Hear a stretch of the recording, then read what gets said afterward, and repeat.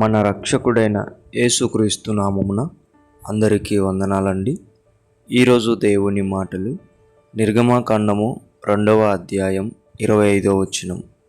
దేవుడు ఇశ్రాయేలీయులను చూచెను, దేవుడు వారి యందు లక్ష్యముంచెను. ప్రియమైన దేవుని బిడ్డలారా, దేవుడు మనల్ని ఎప్పటికీ విడవడు. ఆయన మనల్ని చూస్తూనే ఉంటాడు. ఖచ్చితంగా ఏదో ఒక రోజు మన యందు లక్ష్య పెడతాడు.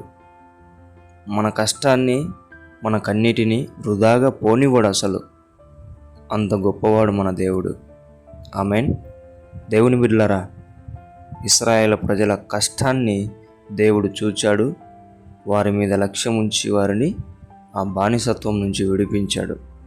అయితే ప్రియమైన దేవుని బిడ్డలారా, ఏ విధంగా కష్టాలు అనుభవిస్తున్నావో, ఏ విధంగా నీవు మాటలు అనుభవిస్తున్నావో, ఏ విధంగా నీవు నష్టం అనుభవిస్తున్నావో అన్నిటినీ ఆయన చూస్తూ ఉంటున్నాడు. నీ మీద లక్ష్యం ఉంచబోతున్నాడు. అన్నిటి నుండి నిన్ను బయటికి తీసుకొచ్చి ఉన్నత స్థితిలో పెట్టబోతున్నాడు. ఆమేన్. దేవుడి మాటలను దీవించునుగాక. ప్రార్థించుకుందాం.